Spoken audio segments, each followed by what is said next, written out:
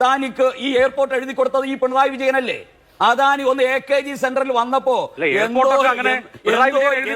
നാട്യമായി എന്തോ ഒരു ദാസ്യവൃത്തിയാണ് ഈ CPM ചെയ്തത്. ഈ എയർപോർട്ടിന്റെ കാര്യത്തിലൊക്കെ സിവിൽ ഏവിയേഷൻ മിനിസ്ട്രിക്ക് ഒരു നയവും അതനുസരിച്ചുള്ള തീരുമാനമല്ലേ പിണറായി വിജയൻ ആർക്കെങ്കിലും എയർപോർട്ട് സിവിൽ ഏവിയേഷനുമായി ബന്ധപ്പെട്ട നിയമനിർമ്മാണത്തിനോ നയപരമായ തീരുമാനത്തിനോ നടപടിക്കോ ഉള്ള എന്തെങ്കിലും അധികാരം സംസ്ഥാന സർക്കാരിനുണ്ടോ? പിണറായി വിജയന്റെ സർക്കാരിനല്ല ഏതെങ്കിലും സർക്കാരിന്. ഇവിടെ രാഷ്ട്രീയ പേക്കൂത്ത് നടത്താനുള്ള അവസരമായിട്ട് കണ്ട് ഫെഡറലിസത്തെയും ഭരണഘടനയെയും തെരുവിൽ ചോദ്യം ചെയ്യുന്ന നാണംകെട്ട പണിയാണ് കേരളത്തിന്റെ മുഖ്യമന്ത്രിയുടെ നേതൃത്വത്തിൽ DMKയുടെ നേതൃത്വത്തിൽ. അവിടെ സുരേഷ്, എന്തുകൊണ്ട് ഈ BJP ഇതര സർക്കാരുകൾക്ക് ഈ പരാതി വരുന്നു? ഇപ്പൊ ഇന്ത്യയിൽ പല കാലഘട്ടങ്ങളിൽ പല സർക്കാരുകൾ രാജ്യം ഭരിക്കുമ്പോൾ സംസ്ഥാനങ്ങളിൽ വ്യത്യസ്ത സർക്കാരുകൾ ഭരിച്ചിട്ടുണ്ട്.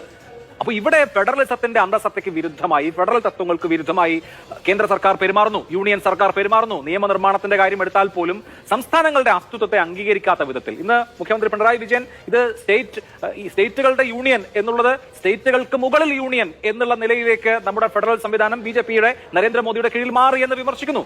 ആ വിമർശനം അത് പിണറായി വിജയൻ മാത്രം പറയുന്നതാണെങ്കിൽ ഇത് നിങ്ങളുടെ പിണറായി വിജയന്റെ കഴിവുകേട് മറയ്ക്കാമെന്നൊക്കെ നിങ്ങൾക്ക് പറയാം. പക്ഷേ അത് അരവിന്ദ് കെജ്രിവാളിന് ആ വിമർശനമുണ്ട്, ഭഗവത് മാനനുണ്ട്, മമതാ ബാനർജിക്കുണ്ട്, മറ്റ് മുഖ്യമന്ത്രിമാർക്കുണ്ട്, MK സ്റ്റാലിനുണ്ട്. ഇവിടുത്തെ പാവപ്പെട്ടവന് ലൈഫ് പദ്ധതിയിൽ വീട് വെച്ച് കൊടുക്കാനുള്ള പണമൊക്കെ കൊണ്ട് ദൂർത്തടിച്ച് മുടിച്ച് ഡൽഹിയിൽ ഉല്ലാസയാത്ര നടത്തി ഒരു സമരമല്ല നടത്തേണ്ടത്. ആ ലൈഫ് പദ്ധതിയെ കുറിച്ച് ഇന്ന് മുഖ്യമന്ത്രി സൂചിപ്പിക്കേണ്ടായി. ലൈഫ് പദ്ധതി ഇതുവരെ 3.25 ലക്ഷം വീട് വെച്ചു കൊടുത്തിട്ടുണ്ട്. ആ 3.25 ലക്ഷം വീടിൽ കേന്ദ്രത്തിന്റെ, അതായത് മൊത്തം ചെലവഴിച്ച തുകയുടെ കേന്ദ്രത്തിന്റെ കോൺട്രിബ്യൂഷൻ വെറും 12.7% മാത്രമാണ്. നമുക്കറിയാം PMAY റൂറൽ 72,000 രൂപയാണ് കേന്ദ്രത്തിന്റെ കോൺട്രിബ്യൂഷൻ.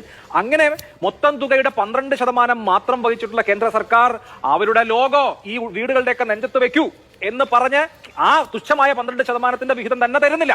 പക്ഷേ അങ്ങനെയാണെങ്കിൽ പോലും ഞങ്ങൾ അങ്ങനെ ഈ ഉണ്ടാക്കിയ വീടുകളുടെ മുകളിൽ ഒരു സ്റ്റിക്കറും ഒരു പോസ്റ്ററും എഴുതി വെക്കാൻ ഉദ്ദേശിക്കുന്നില്ല എന്നാണ് മുഖ്യമന്ത്രി ഇന്ന് വിശദീകരിച്ചത്. ഓഫ് ബഡ്ജറ്റ് കടങ്ങളുടെ തിരിച്ചടവിനായി 3523 കോടി രൂപ കേന്ദ്ര സർക്കാർ തന്നിട്ടുണ്ട്. ആത്മനിർഭർ ഭാരത് എന്ന് പറയുന്ന BJPയുടെ പദ്ധതിയുടെ അധിക കടമായിട്ട് കേരളത്തിന് 18,087 കോടി രൂപ കിട്ടിയില്ലേ? നിങ്ങൾക്ക് നിഷേധിക്കാൻ സാധിക്കുമോ? ഇതൊക്കെ എപ്പോ കിട്ടിയെന്ന് പറയാം. ഊർജ്ജ മേഖലയിൽ അതെ എപ്പോ കിട്ടിയെന്ന് അദ്ദേഹം പറയട്ടെ. അപ്പോൾ ഞാൻ പറയാം. ഇനി വേറൊന്ന്, 2021 4,060 കോടി രൂപ ഊർജ്ജ മേഖലയിൽ കേരളത്തിന് നൽകി.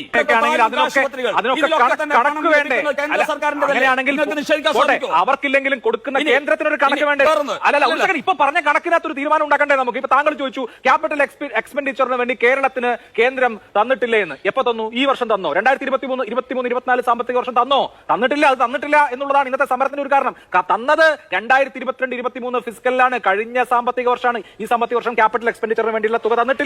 രണ്ടാമത്തേത് താങ്കൾ പറഞ്ഞു ഈ പറഞ്ഞ റീപേയ്മെന്റ് ഓഫ് ബഡ്ജറ്റ് ബോറോവിംഗ് കേന്ദ്രം പണം തന്നിട്ടില്ല എന്ന് പണം തന്നെന്നാണ് 21-22 കഴിഞ്ഞ 2 വർഷമായിട്ട് തന്നിട്ടില്ല. പിന്നെ താങ്കൾ ചോദിച്ചു ആത്മനിർഭർ ഭാരതിന്റെ കാര്യം. ആത്മനിർഭർ ഭാരതിന് വേണ്ടി 18,000 കോടി രൂപ ഏത് കൊല്ലം? കോവിഡ് വർഷം 2021 കോവിഡ് സമയത്താണ് ഈ ആത്മനിർഭർ ഭാരതിന്റെ 18,087. ഞാൻ പറയുന്നത് കേന്ദ്ര ധനമന്ത്രാലയത്തിന്റെ കണക്കാണ്. താങ്കൾ ഈ പറഞ്ഞ പണമൊന്നും ഈ സാമ്പത്തിക വർഷം കിട്ടിയിട്ടില്ല സാർ, കിട്ടിയിട്ടില്ല. താങ്കൾ പറഞ്ഞ ആത്മനിർഭർ ഭാരതിന്റെ 18,000 കോടി എന്ന് പറയുന്നത് 3 സാമ്പത്തിക വർഷം മുമ്പ് കോവിഡ് വർഷത്തിലാണ്. 2020-21 കോവിഡ് വർഷത്തിലാണ്. കേന്ദ്ര ധനമന്ത്രി തന്നെ ലോക്സഭയിൽ പറഞ്ഞ കണക്കുകൾ താങ്കൾ ഇപ്പൊ കുറെ ലിസ്റ്റ് പറഞ്ഞില്ലേ, അതൊക്കെ 2023-24 എന്ന സാമ്പത്തിക വർഷം നില്ലാണ്. നിൽ. ഈ സാമ്പത്തിക വർഷം നമ്മൾ ഇങ്ങനെ കോളം വരച്ച് പട്ടിക ാക്കിയാൽ ഈ സാമ്പത്തിക വർഷം ഈ പറഞ്ഞ സഹായമൊക്കെ നില്ലാണ്, സീറോയാണ്, അതില്ല. തന്നു എന്ന് പറയുമ്പോൾ മനസ്സിലായില്ലേ? ഇത് കേരളത്തിലെ ജനങ്ങളിൽ നിന്ന് പിരിക്കുന്ന നികുതി മുകളിലേക്ക് പോകുന്നത്. തന്നു എന്ന് പറയുമ്പോൾ ഇത് എവിടുന്നോ ആരുടെയോ മനസ്സിലാക്കണം. താങ്കൾ മനസ്സിലാക്കും. മറ്റൊരു കാര്യം മനസ്സിലാക്കണം. ഇന്നേ വരെ 39% സംസ്ഥാനങ്ങൾക്ക് കൊടുക്കുന്ന വിഹിതം ശതമാനമാക്കിയ ഗവൺമെന്റാണ് നരേന്ദ്രമോദി ഗവൺമെന്റ്. 3% ആക്കണമെന്ന് നരേന്ദ്രമോദി നിർബന്ധം പിടിച്ചുവന്ന് ധനകാര്യ കമ്മീഷന്റെ മുമ്പിൽ നിർബന്ധം പിടിച്ചുവന്ന് നീതി ആയോഗിന്റെ CEO സുബ്രഹ്മണ്യനാണ് പറഞ്ഞത്, ഞാനല്ല. ഞാൻ വായിക്കാം. 2014 പ്രധാനമന്ത്രിയായി ചുമതലയേറ്റതിന് പിന്നാലെ സംസ്ഥാനങ്ങൾക്കുള്ള നികുതി വിഹിതം വെട്ടിക്കുറയ്ക്കാൻ ധനകാര്യ കമ്മീഷനോട് നരേന്ദ്രമോദി ആവശ്യപ്പെട്ടിരുന്നതായി നീതി ആയോഗ് CEO BVR സുബ്രഹ്മണ്യന്റെ വെളിപ്പെടുത്തൽ. മോദി സർക്കാരിന്റെ ആദ്യ സമ്പൂർണ്ണ ബജറ്റ് 48 മണിക്കൂർ കൊണ്ട് തിരുത്തി എഴുതേണ്ടി വന്നുവെന്നാണ് അദ്ദേഹത്തിന്റെ പരാമർശം. സുബ്രഹ്മണ്യം അന്ന് പ്രധാനമന്ത്രിയുടെ ഓഫീസിൽ ജോയിന്റ് സെക്രട്ടറി ആയിരുന്നു. സുബ്രഹ്മണ്യം അന്ന് പ്രധാനമന്ത്രിയുടെ ഓഫീസിൽ ജോയിന്റ് സെക്രട്ടറി ആയിരുന്നു. ഇത്രേ ഉള്ളൂ. ഇനി അത് കൂടുതൽ കേൾക്കുന്ന ആളുകൾക്ക് മനസ്സിലാക്കും. ഒലക്കോ ഒലക്കുണ്ടാവില്ല കേട്ടോ. ഒരല് മതിയോ?